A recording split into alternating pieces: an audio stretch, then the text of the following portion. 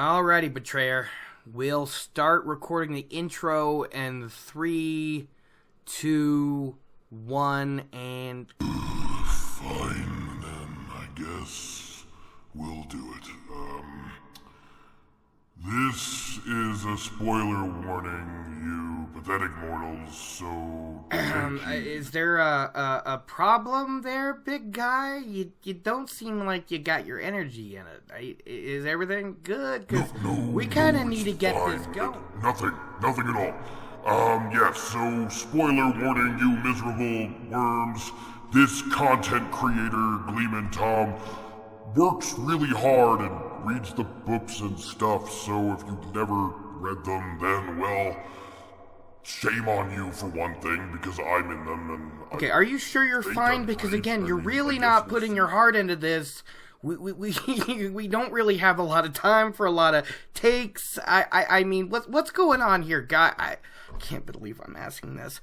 What's wrong, Ishamael? Is everything okay? No, everything's fine. I swear everything's good. It's... it's just... You said I would have a lot of attention for doing these. How long have I been doing these? I've been doing these since the beginning, right? I mean, then you had me do this extra stuff with the recap, and, no interest. None at all. And it makes me feel unimportant. It really does. I'm nameless. I'm the first among the chosen, and, no love. What recognition do I get for all my hard work, huh? None. Nothing at all. I'm sent here babysitting you and haunting you and giving you a Damn right time. You're haunting me. You never leave me the hell alone. Hell, even when I go to sleep. Last night, you're staring. You're sitting in my room while I'm trying to sleep in a dream. Yet I'm unconscious, and you're ripping pages out of my Eye of the World novel and turning them into paper airplanes and throw them out the window. And then the last one, you're all smiling and juggly, and you toss it out the window, and what happens? It's connected to a rope around my ankle, dragging my happy ass out of bed, sending me flying down the street, out the damn window, while you're laughing. You're having a good time, man. Isn't this the easiest job in the damn world for you, just messing with me? I mean, it sucks. Plus, you have been getting attention, alright? Plus, you've only done the recap once. The last chapter. So I don't know why you're acting like this now. And you have gotten support. We got this comment from... I can't pronounce it. P6... Hafud? It's HWFD. He's commented a couple times, and his most recent one said, "Loved it. You did a great job out there, Baalzaman. Isn't that great?" We've had a damn... one of our only 2 reviews on Apple Podcast is one saying the intro always makes him happy. Okay, what if not support? I mean, I put out a post on Twitter, just like you asked, because you even wanted more attention like the giant, dark, evil baby you are. And guess what happened? You're not even listening to me anymore. We only got 3 likes. But one of them was from the dark one, and then the other one was from Robin, and then 2 on. Yeah, you're good, man. You gonna let me talk? Because you just kept talking over me, and no one is gonna be able to hear what I was saying. Okay, you ask how I'm feeling. You actually take the time to ask about another person in this wheel of time, and nothing. You just want to go on about your own thing. So, first of all, you're an asshole, and tonight, there's gonna be 2 strings attached to your damn ankles. And secondly, to the persons who supported me, thank you. You're great. You're so much better than this piece of shit. Now that I think about it, we have been spending a lot of time here, and I may have been oversensitive, but I don't like it here. It's just gonna be a never-ending battle between the darkness and the light. I just 3,000 years, I want it to end. And sometimes I get a little moody, but you didn't have to be such an asshole about it. You know what? You're right. You're absolutely right. I was being rude. I was trying to be in a time crunch. I asked you, and just somehow this bit went on way too long. What bit? But you're right. Being on the world for 3,000 years must suck. No, It really kind of does. Right? So, I'm sorry. Can we move past this? I mean, come on. Who's a global destroyer? I am. Who destroyed the livelihoods of humans again and again, no matter how many times they rebuilt? I did. Who started the Trolloc Wars? Me, I did that too. I mean, come on, don't those atrocities make you feel better? Yeah, I guess it does. Alrighty then, let's just jump right into that recap, All shall right, we? but should we restart the No, spoiler? I don't really think we have to go back and redo the spoiler intro. We're getting pretty far into the episode already. I think it would be better if we just moved it along, though. Thank you for offering. Yeah, okay, man. Sure, yeah, totally. Just make sure more people support me next time so we don't have to go through all of this. Yeah, maybe next time don't show up drunk. What was that? Nothing. Let's just move things along now. Come on. Yeah, let's do that. Looks like I'm gonna need 4 chords tonight when I extend you out the window with 4-page paper airplanes. Moving on, I guessed. Last time on The Eye of the World, the chapter titled Strangers and Friends, turns out Randall Thor, the tall, red-haired one, is the one I was looking for because he was suffering from channeling sickness, obviously. It was kind of amusing. He was making all sorts of ridiculous decisions that just plainly a sane person never would have made. Makes me wonder if a little bit of Luz Theron was speaking out, if you get what I mean. Anyways, he meets this girl, Min, who honestly seems extremely dangerous, and I think I need to send some of my assassins to murder her. Do it and die! What was that? Try it. I dare you. Oh, that reminds me, this is gonna piss him off. Pod on Fane was in the chapter, and Rand was so stupid, he let my hound go. He was so stupid, he told my hound where he was. Oh, child, I said, you were doing such a good job raising Luz Theron. Really, you're giving us all a great time. Anyways, then, Rand, was it? Yeah, Luz Theron, whatever. Luz Theron runs into some white cloaks and makes a fool out of himself. Very entertaining to watch. And if it really was Luz Theron, those fools in white never stood a chance at all. Honestly, it was quite good. The boys talked to that bastard Gleeman about my dreams to them. At least they're not telling the child Aes Sedai, so she's not making a nuisance of herself, but still, man. I mean, why tell him? He actually seems kind of dangerous. Maybe I should send someone to kill... I swear it, Elon. I will Again? cut Can't you. I kill anyone? Not unless it's scripted. Fine.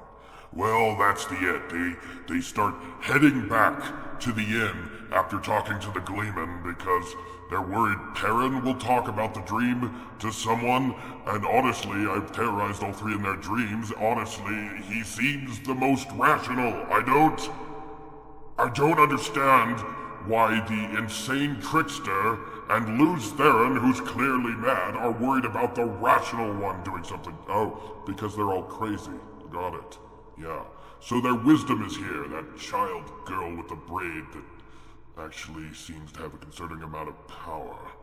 Luckily, she doesn't know about it yet. Maybe I should take steps. Right? Of course, I know. Moving on to your damn podcast, then. Shit, it's my part of the damn podcast, and he still doesn't let me talk peacefully. Gladly, because this has taken a ridiculous amount of time. Point in fact, hello everybody, and welcome back to Gleeman Radio, your home for the Return to the Wheel of Time podcast. We really took that long? We've only gotten to the name drop? Yes, it is true. Practically 9 minutes in, and we're only name dropping the episode. My god, I am so sorry. We're gonna just move straight into the chapter breakdown, because this is why you don't work with dark friends, with the Forsaken, because everything just goes wrong. I am so sorry. So moving on, because this chapter was really good. I mean, it's been a kind of a precedence for me all the way back towards the end of high school, reading these books on the bus on the way to or from school, to be checking how many pages are left in the chapter, how much more do I have to cover, before I have to shut the book. And I didn't do it on this chapter because it was so entertaining and so engaging that I just marathoned through it with only just very, very quick breaks to take notes in between to flying back into the pages. It wasn't a long chapter, but it was a good chapter. So let's talk about it now.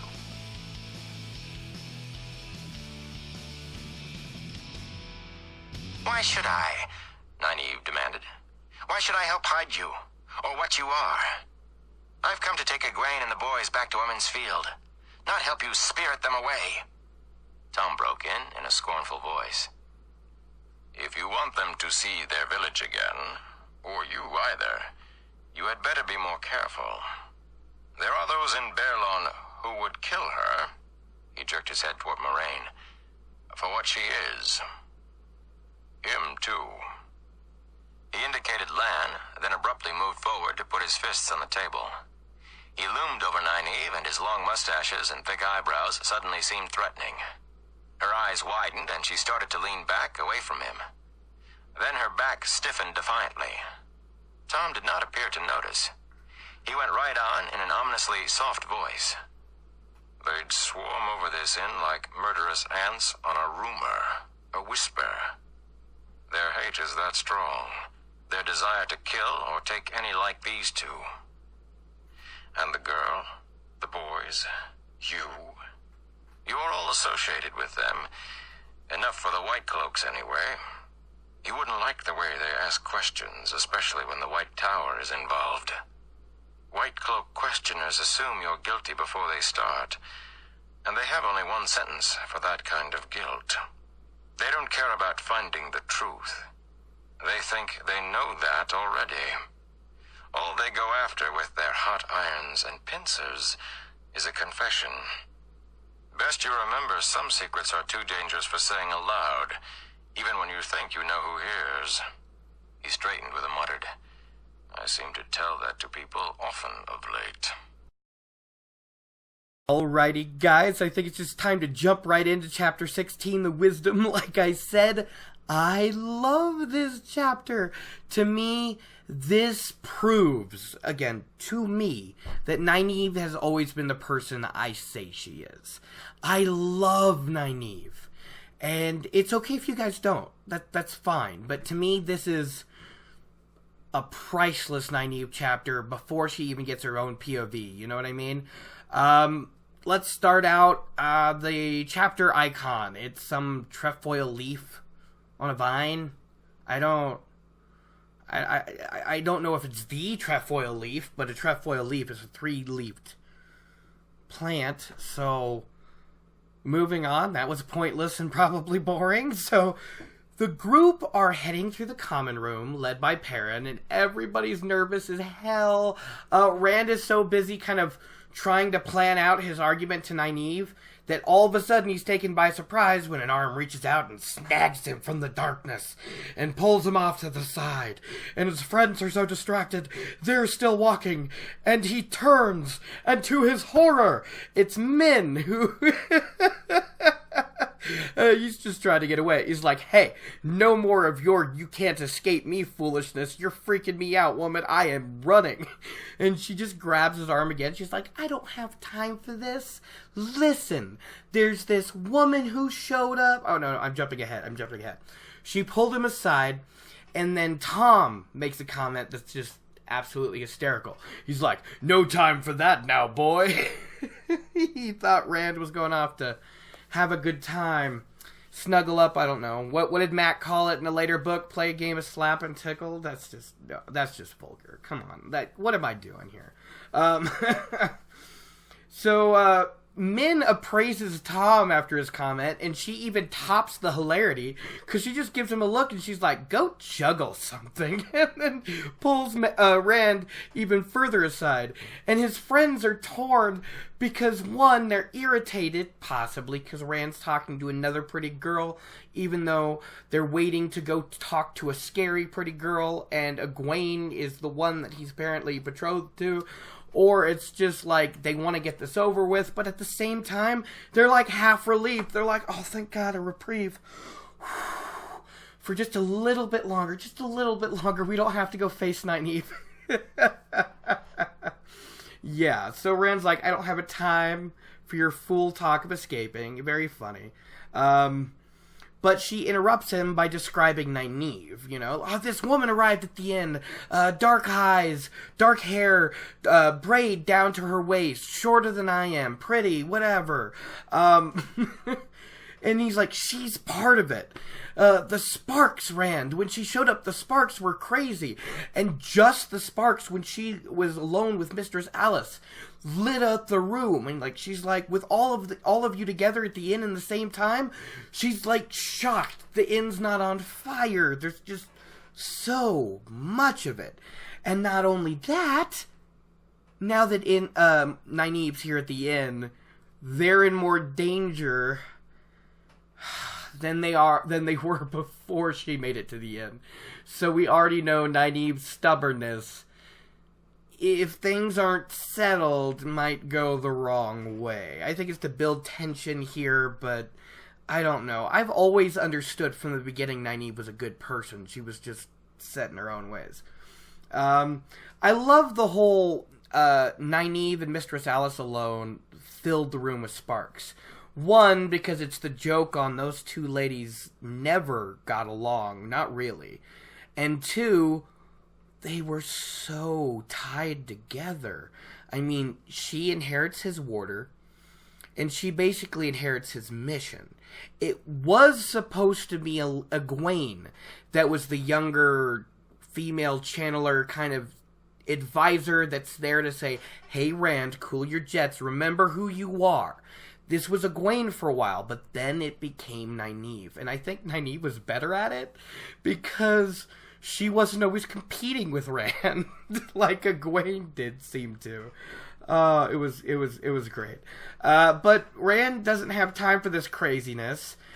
He only waits long enough to tell her that no matter what, Nynaeve won't do anything to hurt them, which proves that even though they're terrified to go see her, even though at the end of the last chapter they described it as heading in to face Trollocs, right? They believe, without question, that Nynaeve means them no real harm. It's just she complicates things. So he pulls free from her and runs back over to join his friends because, well, they need to go see Nynaeve. And I love how as he pulled himself free from her, she gave a squawking sound. And then as he went to, with Perrin and Matt and Thom down the hall, he looks back at her and she waves her fists and stomps. I don't know if I should call that cute or funny or what. I like it. Min is just great from the beginning. That's awesome. I'm just happy to meet a character and immediately like them and immediately enjoy their whole thing. And so far, Min's just been fantastic. Too bad we're not going to see much more of her here. Oh, man. So, Rand's not thinking, what a surprise. Lately, he hasn't been doing a whole lot of that before he talks. And he blurts out what she said to him, that Nynaeve was part of it. And the others are kind of giving him confused looks, but Matt understands. Since Rand slipped earlier and told Matt about the dagger and that stuff while he was in his fever, right?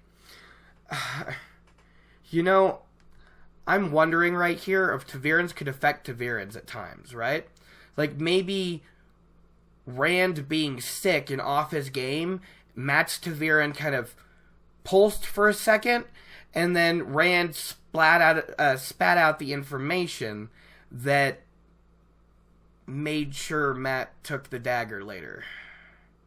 I mean, if he hadn't mentioned it, if a dagger with a ruby wasn't on his mind, would he have been so adamant about taking it? Maybe, but I can hold on to hope. And this has nothing to do with anything in this chapter, so we should move on. But then he kind of realizes that he said too much to his friends, and instead of explaining it all, he just kind of gives Matt a warning look. and then tries to pass it off with a story of, guys, she saw Nyneave talking with Mr. Salas, you see, and she thought that she might have something to do with us. That's all I meant. She thinks Nyneave's part of it. Yeah, that's it. It's a lame excuse of a cover story, okay? We know that. But it's nice he's already trying to protect her secret, even if he's doing so very poorly. I mean, let's just, last episode, I forgot to say anything about it, but there was actually a moment where he's like, man, secrets are hard. Watching your tongue is hard. And I'm like, yeah, why don't you apologize to Matt now? So they arrive at the door. And they're all really, really reluctant to go inside. Perrin especially. And it's weird how Rand kind of makes a comment about it in his head. He's like, well, man, even Perrin is his size and muscle and bigness, hesitates at the door. What does his size have to do with Nyneave? I don't know. They all head inside, and it turns out to be the private dining room from the night before. And Moiraine and Nyneave are seated at the opposite sides of the heads of the table, right? And Egwene is standing against the wall behind Nyneave with her cloak pulled up to hide her unbraided hair. Yeah, doesn't want Nyneave to see that, does she? No, she doesn't. One of the things that really, really bugged me about Egwene unbraiding her hair is that Not that she was trying to act like Moiraine a little bit. Well, Aes Sedai don't braid their hair, unless they want to. And this Aes Sedai doesn't, so neither will I. It's more that it's literal heritage where she comes from. And she disregarded it like nothing. It's okay if she wants to try new things and experience new things and try things different ways. But she's way too quick to abandon something she just decides is useless willy-nilly, and it's weird, and it makes me very frustrated with her at the beginning half of the series. I can think of some stuff that'll probably go on in this, book that are going to piss me off to no end, but at the same time, I don't hate her, she just frustrates me. And to be honest, that might be what you're supposed to experience, because at this point, she's either stressing out Rand, worrying Rand, or driving him nuts. And since at this part of the story, we're in Rand's point of view, maybe that makes sense. Maybe we're going to get to one of her, we will get a point of view from her, and maybe that'll be good. We'll see. It has been a little while, and I've already proven that while reading the book for the podcast, I've already started thinking about things in a slightly different way, and it's very, very fun, very fascinating. Yeah. Hiding her unbraided hair, that's where I was, lands at the fireplace. That was the last note, but I just went on a rant about Egwene's hair. Rand is the first to sit, which prompts Matt and Perrin to follow, sitting right next to him, and I guess that Egwene sat too, but I kind of missed that in the chapter. I see it again later on, she's with them, but I don't remember reading her sitting down, which is weird. And it's weird, knowing what's coming up in the books, Rand gets a line that I feel should have gone to Perrin, as it summarizes a huge portion of Perrin's character throughout the whole series. It's odd. I mean, I guess we're in Rand's point of view right now, but this seems like it should have gone to Perrin. Okay, and that quote we get from Rand is, sometimes you've got to grab a wolf by the ears. And and he's talking about, his nervousness was sitting down and talking to the wisdom and the Aes Sedai, right? And then once he sits down and gets ready, he remembers another quote following the same lines. But when you've got a wolf by the ears, it's as hard to hold on as to let go. 2 quotes about wolves, and they basically summarize Perrin's whole character, and Rand spits them out in an inner monologue? It's not just me, right? Because sometimes you gotta grab a wolf by the ears is kind of Perrin's whole, he does what he has to do. And that's it. No more. He doesn't like to go over the line, and that's part of his character. And then when you've got a wolf by the ears, it's hard to let go. That could also be referring to him having to embrace his wolf brother's side, and how it's hard not to go too far with it. How it's hard to stay in the balance between a man and a wolf. And if you go all the way, you're lost. So he has to stay in that middle ground. He has to hold on to the wolf by the ears. I might be overthinking it, but it feels like a wasted opportunity to give it to Rand. All this talk about wolves, and this should have been something Perrin says at some point. Perrin's, this could have been perfect. They're about to go into the door. Perrin hesitates. And Rand makes note that Perrin hesitates. And then he's listening, and Perrin kind of grumbles, well, sometimes you gotta grab a wolf by the ears. And he opens the door, and they go in. And then you hear Matt in the background, yeah, but when you got a wolf by the ears, it's hard to hold on as let go. That would have been perfect. And Rand would have heard everything, and Perrin would have heard everything, and Matt would have heard anything, and it would have tied up, and I'm just overdoing it. I'm overthinking it, but it was a really fun thought when I was reading it. You guys should have seen my face. I basically just dropped the book and was like, oh my god! This is amazing! This is one of the most important thoughts ever thought by history. Of readers of The Wheel of Time. Oh, I'm a ridiculous person. But it really did make an impact on me, and I want to know what you guys think about it. Let me know. Where am I? Moraine tries to prompt the wisdom to speak now that they're all in... now all the Emmonsfielders are present. Okay, we're back on track. She wants to know how Nyneave found them. That's very concerning. Lan wants to know, too. He's actually the one that asked. It was like, how did you find us? What happened here? And she's like, well, first of all... I knew you were in Baerlon, because where else would you go, really? Oh, but just to make sure, I followed your trail. And Lan's like, what? And Rand's even noticing he's never seen the warder shocked ever, but the warder is clearly shocked. And he's like, oh my god, what? Few can do that, even in the Borderlands. And Nyneave breaks down at the compliment, because they handed her a cup of tea. It's wine. It's not poisoned. She's taking sips, trying to act cool, and then he compliments her, and she's burying her face in the wine, and Rand is basically dropping his jaw, and he's like, she's blushing. Oh my god. It was great. And what's fun is this scene actually made me think of another scene from an anime. And it was in an early episode of Fairy Tail. And Urza accidentally steps on the pitfall, and Gray and Urza hear it. I mean, Gray and Natsu hear it. And they're both like, she screamed like a girl.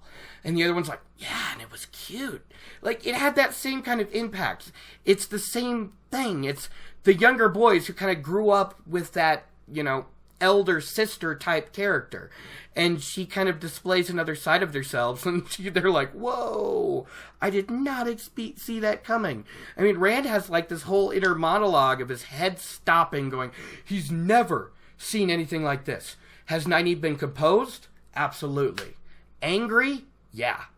Indignant? Sure. Outraged? A lot. But very professional, very dutiful, very wisdom of Emmons Field. And he's never seen her completely out of sorts. You know what I mean? She's blushing. She's trying to hide that she's blushing. And it's just blowing Rand away.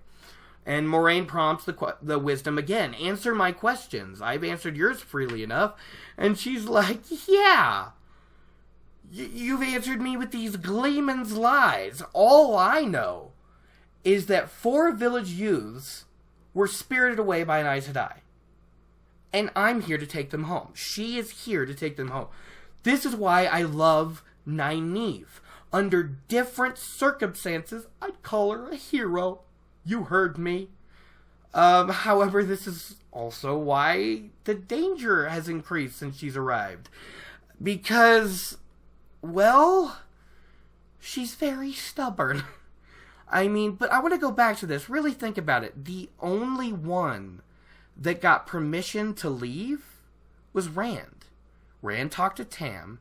Tam said, well, lad, I guess you have to go. And he got permission. The others left a note. And while they all might be legally adults, we know enough, just by what we've read of Emond's Field, that this is a very tight-knit society. Okay? And they all see each other as this big family unit. Not always the closest. You know, the Congers and the Coplans are those cousins and uncles you hope don't come to the family reunion this year. But at the same time, they're this big community. And, their young was just gone. And not only that, 3 of the 4 youths were important future members of the village. The mayor's daughter and two surrogate children of the village councils. Perrin was Master Luhan's apprentice. Tam was on the village council. If nothing had ever happened in the Emond's Field, 20 years from now, Perrin and Rand would have been on the village council. It's just, they're important. And they were just spirited away. And the village was kind of arguing about it, but we'll get into that later. I'm not gonna go too far, but Nyneave is in the right to come after them. She's not in the right to take them away, whatever they say. And if we notice, that's not what she does. She has her say. So, yeah. So, she's not into it at this point, though. She's like, you took these people away. Why should I leave them with you? And why should I trust an Aes Sedai? And Lan gets pissed. And he tells her the whole Aes Sedai thing isn't known here. And she should guard her damn tongue better. But she's all upset about it. Why? Why should I hide her? Why should I help her? And this is actually the clip of the day I used because Thom Merrilin is a badass here, right?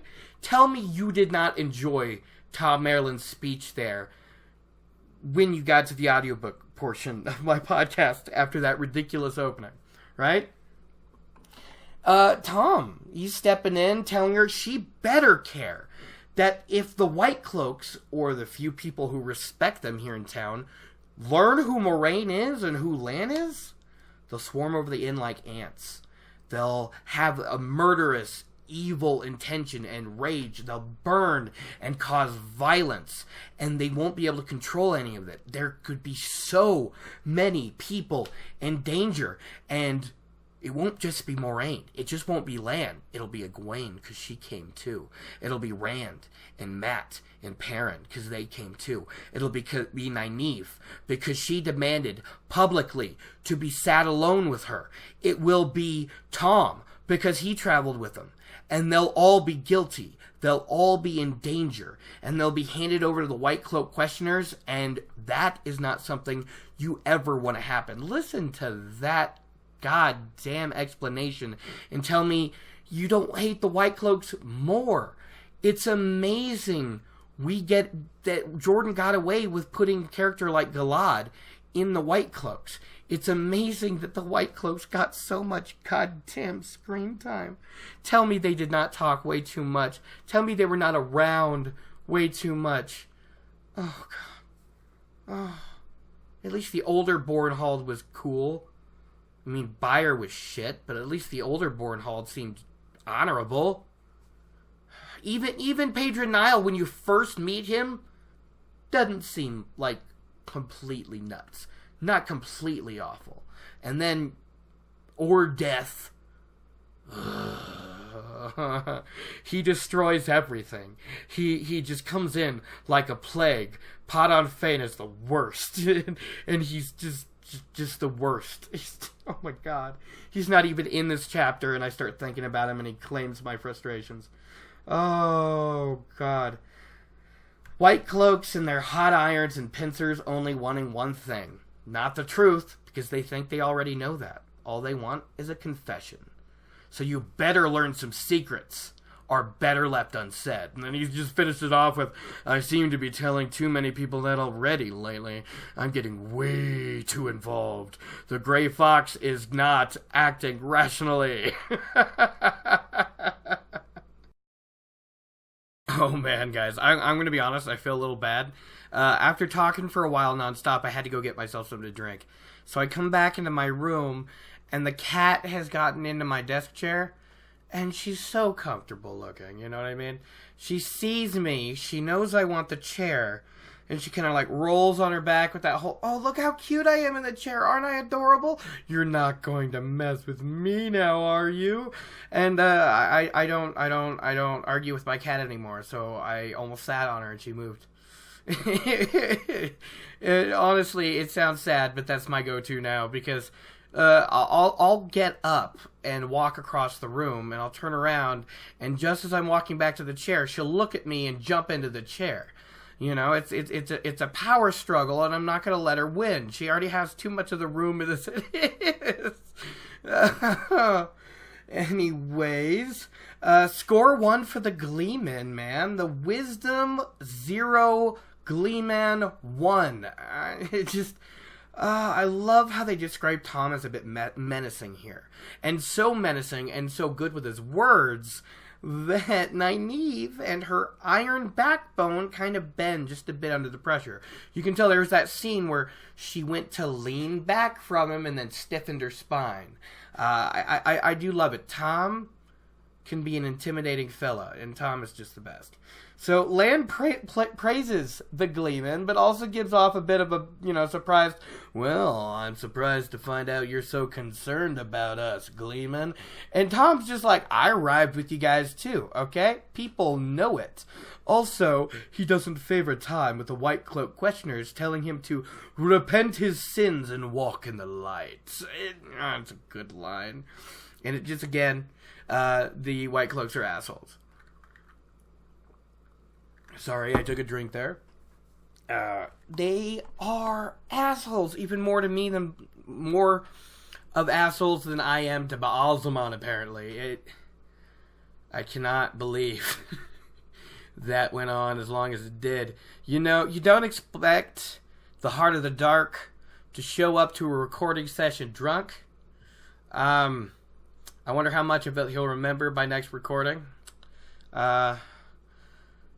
I wonder how much of you know I'm doing an ongoing bit, and how many of you think I've gone crazy. Because sometimes, I tell you, having an overactive imagination that's kind of a powerful one. One of my favorite Stephen King quotes is, a writer is someone who taught their mind to misbehave. Oh, that is perfect for me.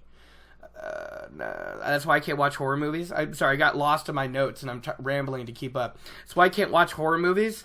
The first time I watched it, I was 17, man. Yet, I swear to God, I'm going to sleep. I look out the window, and he's standing underneath literally the only traffic light you could see outside my window when I was living in Montana for a minute. I knew it wasn't real. I knew it was my mind. I also knew I was not a child, and I'm not, truly afraid. I know that, goddamn, my imagination is a bitch sometimes. It really is. I'm trying to, apparently, I'm slowly swearing more as the podcast goes on. I'm kind of leaning into that rating that I gave myself. Wow. Nyneave claims that because of the White Cloaks wanting to kill her for who she is a very, very good reason for her to just take the kids back. You know what I mean? And Moraine's putting them in danger just by being near them. Again, that's Nyneave's point of view. And in certain situations, it's not entirely wrong. But Rand and Matt and Perrin, they all interject together, which makes Rand at least feel better about as the wisdom's glare has to be spread between the three of them, which just shows how powerful her glare is. Now, I don't know about, Nynaeve's glare, but, you do meet those people with that mean look, You know, some of them could be the nicest in the world, right? La la la, you piss them off, they give you one look and you're like, I'm sorry. I'm sorry. Like, I imagine that's how Nyneave should be. Not the nicest person in the world part, but the whole raise their eyebrow, harden your eyes, and you're like, I know I was wrong, and I'll make up for it. Rand spoke first, though, so his friends leave it to him. There you go. I love how his friends stick with him through thick and thin, huh? Rand's like, they have to go. The Trollocs are trying to get them. The Trollocs are hunting them. If they come home, the Trollocs will most likely go back. And the Tower's, well, apparently the only safe place, and maybe even the only place to discover why they're being hunted in the first place. And Nynaeve's like, why are you talking like this too? You're talking like Thom. And Rand's like, what? Apparently, Thom even got himself his sickbed carried down to the town meeting, and he tried to convince everybody with what Rand told him. But since since Nyneave doesn't know that, I love how she's like, I wonder how Moraine got him to believe that strongly. But no, it's because he believes his son. Because Thom is an excellent father. Nynaeve's like, I just don't get it. Normally he's such a rational, level-headed man. Better than most men. Oh, Nyneave and her talk of men. That won't get old ever, will it? No. Mat and Perrin bring up how... Did their parents take them leaving? Was it bad? Are they upset? I love how apparently Abel Cawthon is more afraid that Mat will try one of his tricks on an Outlander and get his head thumped. He's much more worried about that than that Mat's with an Aes Sedai. And Nynaeve just brings it home with this just awful burn of, well, he was never much smarter than you, Mat. And it's, oh, the pain. Oh, that one's on fire. Tell me Nynaeve didn't just gain a point. I mean, it wasn't towards Moraine. It wasn't towards the Gleeman. It wasn't towards Lan. It wasn't towards any of the 3 intellectual decision-making bodies in the team. But it was towards one of the boys, and it was harsh. Oh. And Perrin's just kind of like, I suppose Master Luhan wasn't much pleased with me leaving either. And Nynaeve's like, did you expect him to be? What is wrong with you boys? You're all acting like idiots. I love you. You're lovable lummoxes, but you're idiots. She doesn't say love you, but I don't know where that came from. They're a very close community, okay? They're all kind of like family. So that's where it came from. It was still wrong to say that part, though. But the boys are one thing, because they're all kind of dumbasses, according to Nyneave. But she's expected better from a certain mayor's daughter. And Egwene's like, I left a note. Oh, Nynaeve's about to explode. For real, she is not happy. Just kind of that big inhale of, a note? And Rand could see it. He's like, oh god, no, this can't be good. Once she gets like this, once we can't stop her, once she gets this position of anger and digs her heels in, we are screwed. Position of anger, Rand? I think it's too late for that, but whatever. So he had to head her off. Again, Rand's not a dumb guy, but he is making a lot of stupid decisions here lately. And he just kind of blurts out. It's the best way to go right now. He's like, well, that's all fine and good, but we all just can't go back. We can't. We have to go forward. So there. Like, he put it all out in a rush. And what made it worse is at this point, all 3, had started talking. Nynaeve was like, a note. Moraine's like, wisdom, we need to talk. Egwene's like, I'm sorry.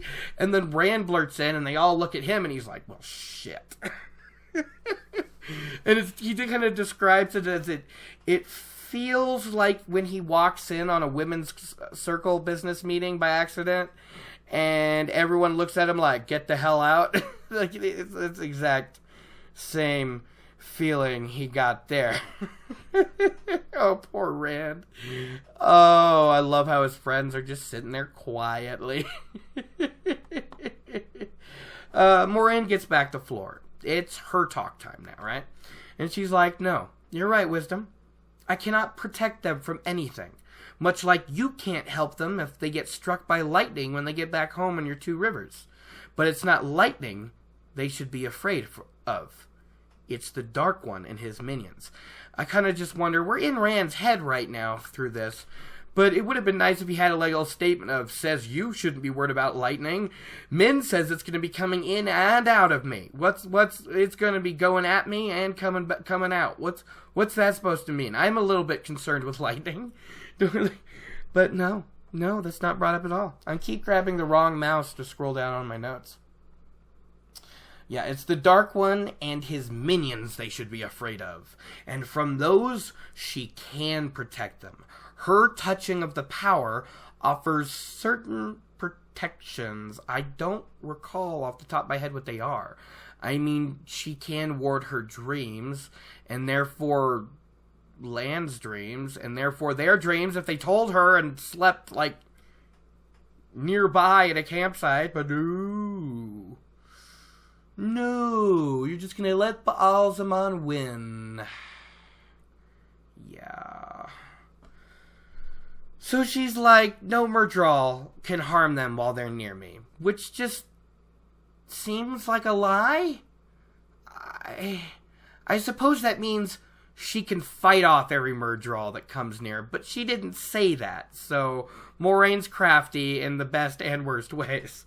But we do get a really cool limit of the warders sensing shadow spawn here, when Moraine says also a Trolloc can't come within a quarter mile without Land sensing it. So we know an approximate, which is cool.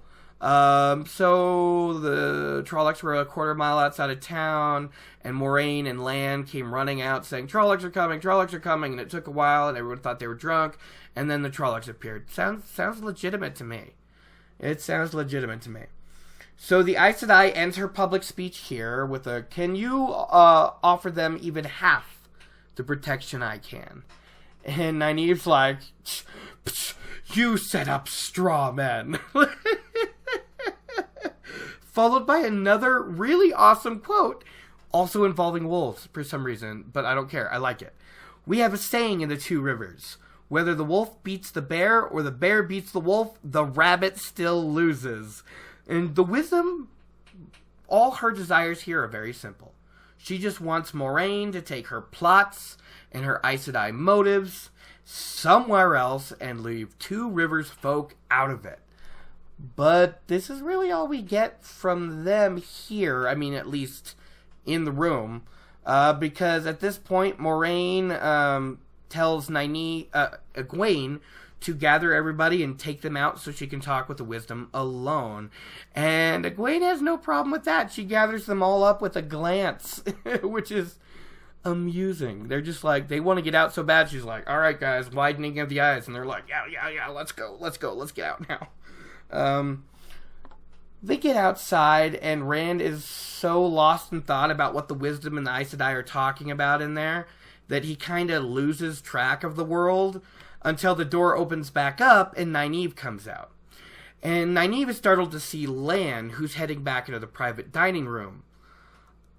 Now this proves that Rand has lost his marbles, that Rand just stopped paying attention to literally anything, because when they were out in the hall, they had to go down the hall a bit, because Land kind of positioned himself out the door and waited until they were a good distance away and then kind of nodded and kind of went, oh, well, I've got better shit to do than this, and I want to take off.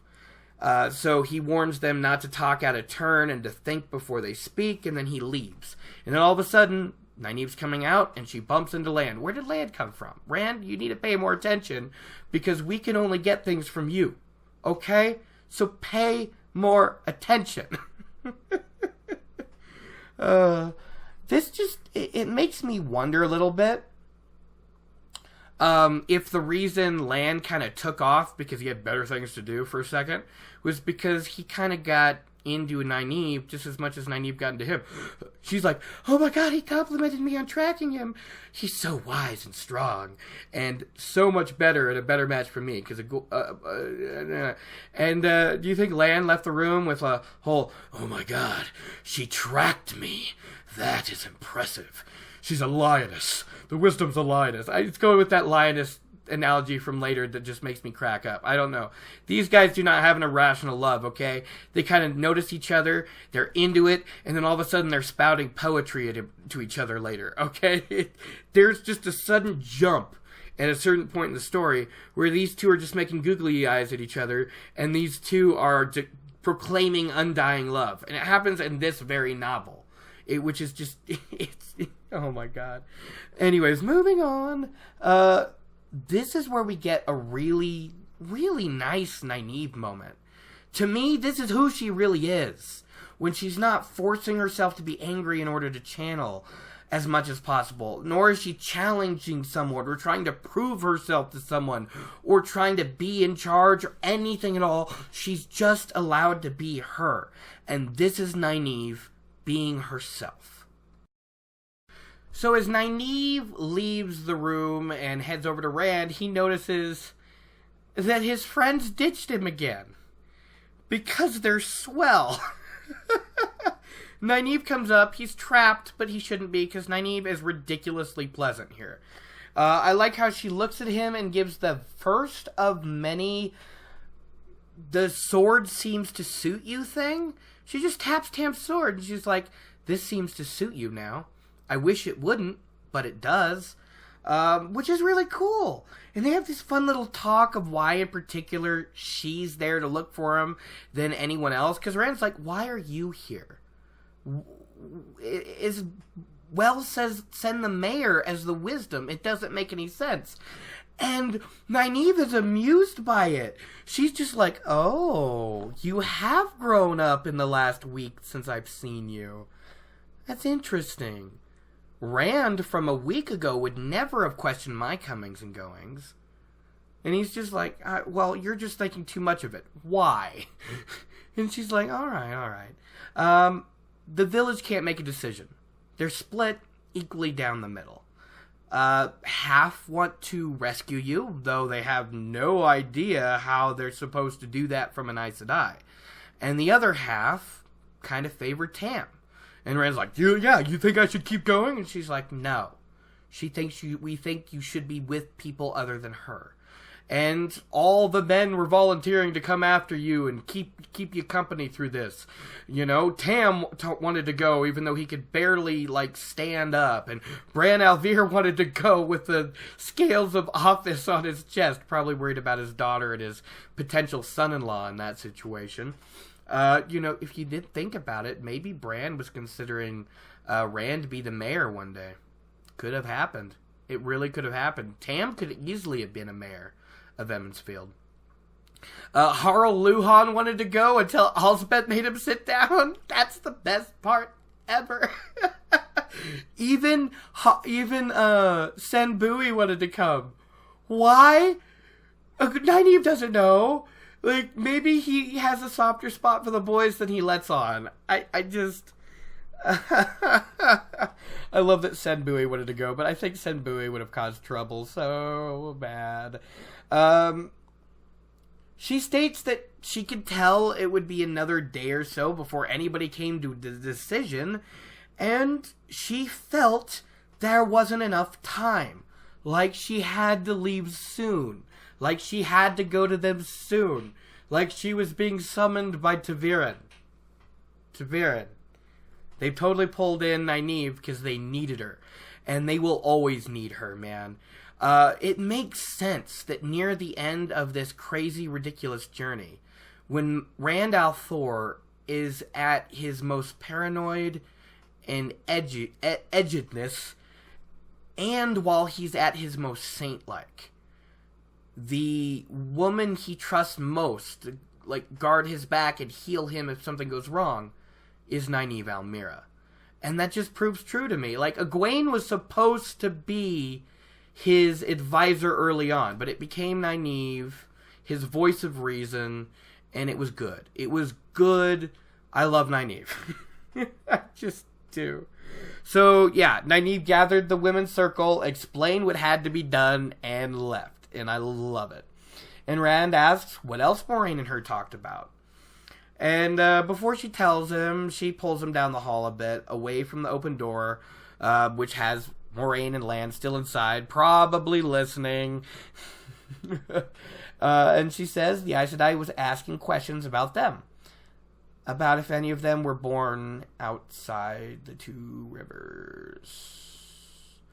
And this hits Rand hard, as the truth hits him. And he's like, he said he found me, but and he's shaking, and I love how Nyneave looks up at him. She's like, oh, Rand. And she takes his head in her hands, and she just comforts him. And she's like, she's great. And she's like, Tam was your father, and Carial Thor was your mother. She tells Rand that she was just old enough to remember when Tam returned to the village, a young man with a babe swaddled and a beautiful red-haired outlander wife. And she said she remembers watching the way how Carial Thor used to hold Rand. How the pride she took as she showed him off to the women around Emond's Field was just like any mother she had ever seen before and after. And that Kari was his mother. Now, I don't know if she's saying, like Lan does later, it's the people who raise you that are your parents, not necessarily blood, or she honestly believes he is Kari and Tam's son, just born outside the two rivers, you know? And Rand is like, oh, great. So, I mean, at least I was just born outside, right? Tam is still my father, right? Tam is my father. Let's just not go into that, but it's kind of in his head. And at this point, he gets a little ashamed of himself for a minute, because he asks, just for a second, if like, was Perrin or Matt born outside? No, I don't want to know. It's none of my business. And Nynaeve's like, no, it's not any of your business. But Rand's like, well, I know it's not, but it would have been nice if maybe perhaps it would be good to know if Moiraine had any specific interest in one of them more than all three of them together.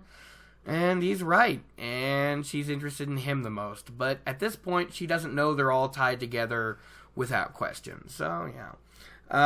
He asks if Nyneave told Moiraine this. And I love Nynaeve's like, no. What? Are you serious? No, of course not. This is Two Rivers business, and none of hers. Oh, Nyneave. Oh, Nyneave. So at this point, Rand is thinking of Min's warning about Nyneave being a part of it. So Rand asks Nyneave if she's coming with them, and she's like, what? No, what? Why? She's only there to hopefully convince them to go back with her before she leaves. She wasn't really planning on going any further with him. A wisdom's up from Devon Ride looking after the town, but she's going to want to go home soon, and Nyneave needs to get back. Oh, that's kind of a sad prospect. I wonder how long Emond's Field or Devon Ride was without a wisdom while Nyneave never came home. I know Days Conger becomes the next wisdom, but how long does that take? So it kind of ends with, like, Rand kind of going, you do believe us, though. You really do. And she's like, yes, I know something's after you. I just don't like her, and I think you'll all be better off away from her. I wonder if she's including the big stony-faced warder in that. Does she already have desires? Designs. Designs on stealing a warder? Anyways, so the chapter ends with Rand kind of going, what are you going to do now, Nyneave? And she's like, well, today I'll have a bath. Tomorrow we'll see. And that's a great way to end the chapter. Do you see how wise she is? How kind she is? this is who she is without all that anger bullshit. I love Nyneave so much. This was a fantastic chapter. I loved it. I loved it. It was simply great overall. I every second of it, and I can't seem to think of anything other than I love it. And oh yeah, that damn wolf quote: "Grab the wolf by the ears." It should have totally been about Perrin. It describes his damn struggle. Think about it. Rand is the meek, is the mild-mannered but hard-backboned shepherd who needs to learn to become a king. So he needs to learn to take command, and then he needs to learn humbleness after that, right? Matt goes through this whole curse of an evil dagger that fills him with hatred and paranoia and just all these awful emotions. And when this thing is finally stripped from him, what happens? Matt's pranks don't involve messing with other people at their expense anymore. Matt's pranks are only on the enemy now. You notice that? It's like after losing the taint, he's taken a lot of that pettiness away too, and just becomes more pure, concentrated Matt. And grab the wolf by the ears, bite that middle balance between man and beast. That was Perrin's whole damn thing. It was just, oh man. Well, I think that's it for the chapter. I don't want to keep going on. Don't really got anything else to say about it. Might drop a few personal lines. So if all you care about is what's left is the chapter, we're done with that. You guys can take off. I hope you had a good time. If you have any questions or anything, gleemanradio@gmail.com or the Gleeman at Twitter or comment or something. It would all be great. Support Baalzamon through his hard time, okay? Like, tell him how great he is, because I don't want to deal with this again. So I'm just gonna go on for a few minutes and talk about nothing. So I love podcasts, or I thought I did, and I used to listen to them a lot. But then I guess there went a couple years without listening to them at all, which surprised me when I really thought about it. And the first time I really got back into them was with Wheel of Time rereads. It's kind of what inspired me to do this podcast, because I was having so much fun with them that I wanted to make my own. I knew the series. I loved the series. And I thought I would have a lot to talk about, which apparently is true. But then, the other day I had some chores to do around the house, and I wanted something to listen to, and the only, Wheel of Time podcast I follow, up to date is The Dragon Reread, which is a very fine podcast. If you enjoy mine at all about, the Eye of the World, about the Wheel of Time, I'd go check out The Dragon Reread, because it's quite fun. It really is. So I want to do these chores, but I didn't want to listen to the Wheel of Time at the moment. Either podcast or audiobooks, because I can't listen to the audiobooks anymore, at least of the book I'm recording, without needing to have the computer in front of me to take notes. I just get that desperate need. So I need to do these chores, and I decided, you know what? I got this Podbean app while I was doing the podcast. And I've been using it a little bit, but one of the podcasts I went and followed was Harmontown. I loved Harmontown. I'm a Harmonian all the way. I loved Community. I love Rick and Morty. I love their Dungeon Quest. I love Harmon Quest. That's what it's called. Harmon Quest. I love Great Minds with Dan Harmon. I've watched it all. I was a huge Harmontown fan. And so I'm looking through. I'm like, all right, what episode was I on? Problematizing. I had it downloaded on one of my on my old phone, and I looked up Problematizing on the podcast app, and it was 3 years ago. I haven't listened to Harmontown in 3 years, and I'm horrified. It was so long. Oh no. I mean, I don't know, maybe it was the stuff that was going on in my life right then. I don't know. I just stopped listening, and I was shocked. So I started listening, and I was laughing my ass off through the whole thing. If any of you haven't listened to Harmontown, I'd really consider giving it a shot. It is a truly, truly entertaining podcast. It has Dan Harmon, which is the writer and creator of like things like Community, that animated movie from a while back, Monster House. He's one of the creators of Rick and Morty, all this stuff. He's a very, very talented guy. Rick on Rick and Morty, his voice is actually a kind of impression of Dan's drunk voice. And the funny thing is if you listen to the Harmontown, you'll get that. You really will. Or go to Verve and watch Harmon Quest, which is literally the gang playing Dungeons and Dragons with a bit of animated put in. It's with comedians. It's fantastic. He actually used to play D&D on the show, and then because they started making the D&D show, they had to stop, which pissed me off, because I still wanted to know more about the adventures of the wizard Sharpie Butts-a-Lot and his buddy, Quark, the gnome barbarian. Sounds ridiculous, but it was great, guys. It was great. What was it? The Quark was played by Jeff Davis, who is this incredibly talented, very funny comedian and improv. You guys might know him from Whose Line Is It Anyways? He was one of the two guys in a suit, but he didn't have the pompadour. He wasn't Greg Proops.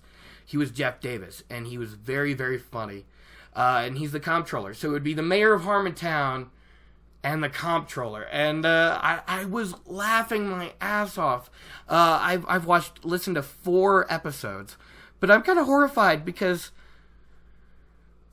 I am, 3 years behind, and he does 1 a week, and they're all like 2 hours plus an episode. It's gonna take a while. It's gonna take a while. And not only that, a side tangent to that to me that's also funny is I was actually relieved at the end of Game of Thrones. I've still never watched an episode. I have not read the books. To me, the idea of I don't want to worry that my favorite character is going to die the next episode or the next chapter. I want to invest in a character, and if that character died, by God, it better have been earned, or I'm going to rage quit. So that's why I don't think Game of Thrones would be good for me, especially with my last name being legitimately Stark. Do you know how many times I've heard this? Oh, your name is Stark? You must love Game of Thrones. House of Stark, right? I have no idea what you're talking about. No. If we're going to go that way, my job is to have a son, name him Tony, get him interested in robotics, put him through a good college, and let him take care of me for the rest of my life after that. So Game of Thrones ended, and I'm like, all right, that's good. Wheel of Time's coming, the TV show, getting excited. And so I get into Harmontown, and what's happening? All 4 damn episodes, Dan has to stop and talk about Game of Thrones for at least 10 to 20 minutes. Oh my god. It's hilarious to me. I don't know how many people are still listening right now. I just figured every now and then I might do that. I might blabber on for a little bit after we're done talking about the actual chapter. So it's good. Seriously, if any of you guys haven't checked out Harmontown, it is definitely the non-Wheel of Time podcast I would recommend. It's great. It actually has like a whole. There's a person there that goes through a whole arc. I was talking about the D&D in Harmontown. And that brings in Spencer Crittenden, who is just this really cool guy from everything I've heard through the podcast and through the Harmontown movie and all of that. He was just this dude in the audience one day when Dan's like, I want to do D&D on stage. Does anyone hear a dungeon master? Spencer Crittenden raises his hand, right? Here we are years later, right? This dude who sat in the back of a podcast in a comic book shop who raised his hand to chat with a writer and maybe be his dungeon master. He went on to be Dan's assistant for a while. He was the guy, if anybody's seen the Community episode where Annie's brother shows up and he's this big, huge, awesome guy with a really long beard, that is Spencer Crittenden, and the character he played in that episode is, from what I understand, the man he is. That's the man who shows up in all of Harmontown, and it's crazy. It's crazy. I'm just talking about a different podcast now. But if you can't tell, I'm a Harmenian, people, and I love it. And it's so fun to listen to my favorite podcast again. And it's just crazy to me, because I will call it my favorite podcast. And what's crazy to me is, how did I go 3 years? It was never bad. It never dipped to, I'm not enjoying this. One day, I just didn't feel like listening to it that day. I think I'd been listening to it nonstop for a month. Because every now and then, I think at that point, I stopped listening by accident for a while. When Dan got divorced, and his ex-wife, who was a wonderful person, was the co-host, a co-host, and she left the show, and I was depressed about it. I'm sorry, Dan Harmon.